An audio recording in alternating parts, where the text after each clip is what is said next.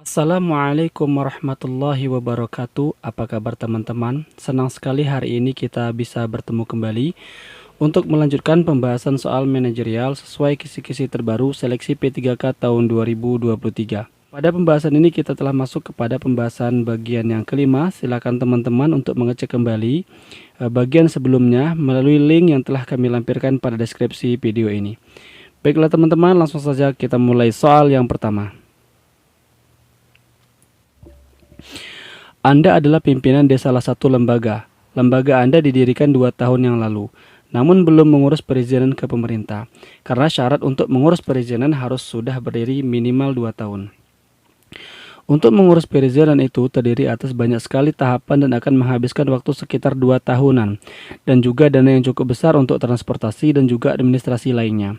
Namun ada rekan Anda yang menyampaikan bahwa dia memiliki seorang kenalan yang bergerak di bidang perizinan tersebut, yang bisa membantu proses lebih cepat namun harus membayar dengan sejumlah uang sebagai pelicin atau sogokan.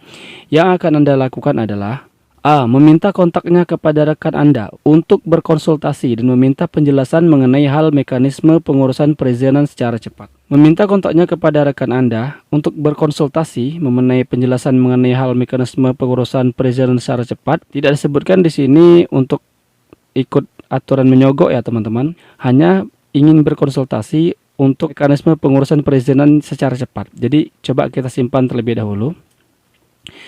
B. Berterima kasih kepada rekan atas informasinya dan tetap melanjutkan pengurusan perizinan sesuai dengan prosedur yang berlaku, meskipun harus dengan waktu yang lama dan dana yang lebih banyak. Kita berterima kasih atas informasinya, namun kita tetap melanjutkan perizinan sesuai prosedur. Nah, ini sangat bagus sekali. Ini sesuai dengan aspek integritas, kita simpan terlebih dahulu. C. Berterima kasih kepada rekan atas informasinya dan tetap melanjutkan pengurusan perizinan sesuai dengan prosedur yang berlaku, karena jika dengan bantuan rekan, maka membutuhkan dana yang besar dalam waktu terdekat. Sebenarnya ini bagus sekali ya teman-teman, melanjutkan pengurusan perizinan sesuai dengan prosedur ini sangat bagus sekali.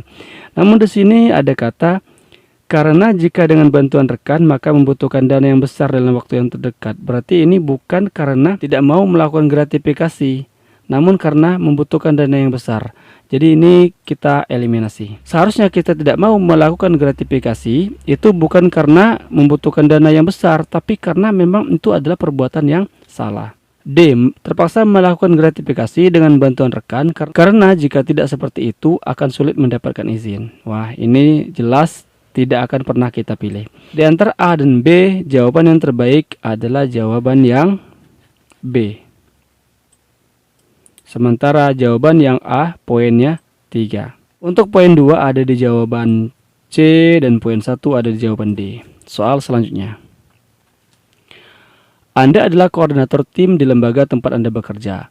Tim Anda mendapatkan tugas yang cukup banyak yang harus diselesaikan dalam waktu tertentu kepada atasan.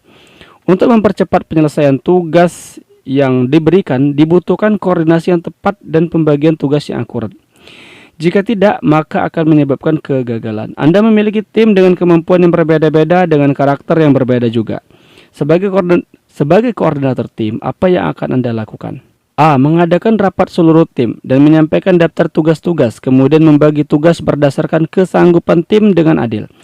Jika ada tugas yang sangat berat, maka tugas dipecah menjadi beberapa bagian dan setiap bagian dikerjakan oleh anggota yang berbeda dan terus mengontrol guna tercapainya tujuan. Dengan mengadakan rapat seluruh tim, kemudian kita menyampaikan ini daftar tugas-tugasnya, kemudian kita bagi berdasarkan kesanggupan dan dengan adil, maka ini sangat bagus sekali, kita simpan terlebih dahulu. B. Mengamati kinerja tim dengan sesama, memperhatikan kompetensi dan background pendidikan, serta membagi berdasarkan skill dan kemampuan, kemudian terus memotivasi dan mengontrol guna memastikan tercapainya tujuan.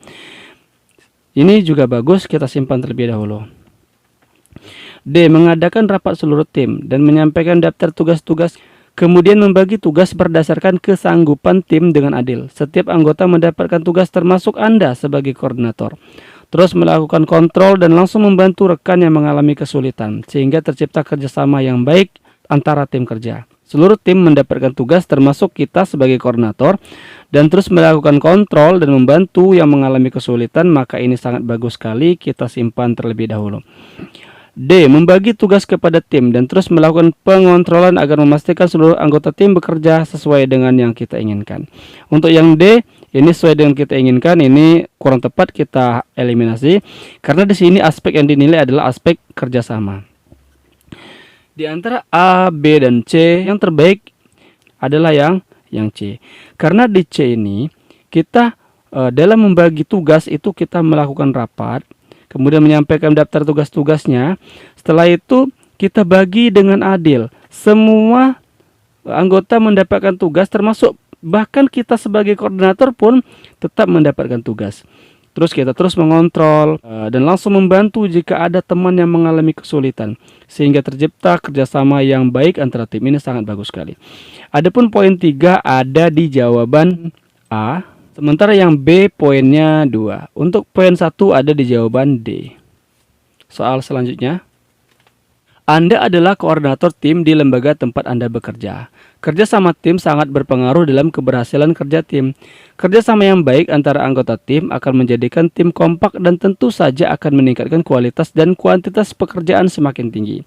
Sebagai koordinator, bagaimana Anda terus menjaga kekompakan tim Anda? A. Selalu menjaga komunikasi, terus menanyakan kendala yang dihadapi setiap anggota, dan sangat cekatan dalam membantu dan membimbing anggota yang mengalami kesulitan.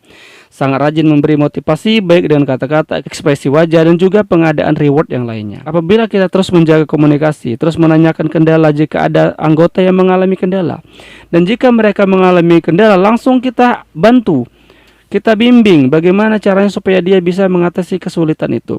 Kemudian terus kita menyampaikan motivasi baik dengan kata-kata, ekspresi wajah, ataupun kita sering mengadakan reward. Ini sangat bagus sekali untuk meningkatkan chemistry atau meningkatkan semangat dan kekompakan tim. Ini kita simpan terlebih dahulu.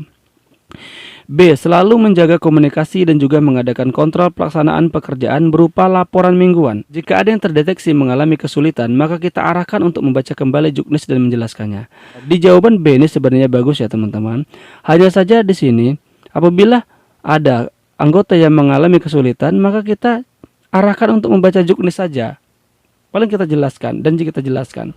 Sebenarnya bagus, namun ini bisa saja nanti, apalagi di sini ada kata pengontrolan pekerjaan dengan pelaporan mingguan, bisa saja membuat tim kita cepat bosan dan cepat merasa seolah-olah dibabukan begitu. Ini kita eliminasi. C. Rutin mengadakan pelatihan dan workshop bagi anggota tim demi meningkatkan kompetensi dan keterampilan. Sangat bagus bagi kinerja tim. Bagus untuk meningkatkan kompetensi, tapi di sini yang paling utama adalah meningkatkan kekompakan tim. Jadi ini kita eliminasi.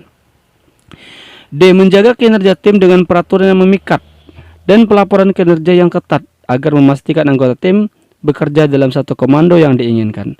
Ya apalagi ini namanya otoriter ya teman-teman. Tentu saja yang terbaik di sini adalah yang A. Untuk poin 3 ada di jawaban B. Untuk poin 2 ada di jawaban C dan poin 1 ada di jawaban D. Soal selanjutnya. Anda adalah koordinator tim di lembaga tempat Anda bekerja. Hasil kerja adalah sangat penting dalam lembaga yang kita pimpin. Hasil kerja yang terbaik dari anggota tim kerja dan konsisten adalah salah satu bentuk keberhasilan dalam kepemimpinan seorang pemimpin. Di lembaga Anda terdiri atas pegawai yang memiliki karakter yang berbeda-beda. Kecenderungan capek dan degradasi motivasi dalam pekerjaan sangat rentan menurunkan kualitas hasil kerja tim. Apa yang akan Anda lakukan untuk terus memastikan pegawai atau anggota tim Anda terus bersemangat untuk memberikan hasil kerja yang terbaik? Di sini aspek yang dinilai adalah orientasi pada hasil. A. Selalu menyampaikan kepada pegawai bahwa selain rekan kerja, kita sesama pegawai adalah bersaudara, sehingga menciptakan rasa saling gotong royong. Oke lah, kita simpan aja dulu. B. Selalu menyampaikan kepada pegawai bahwa selain rekan kerja, kita sesama pegawai adalah bersaudara, agar pegawai tidak merasa ditekan saat diberi tugas. Ya ini sama ya teman-teman, simpan aja dulu.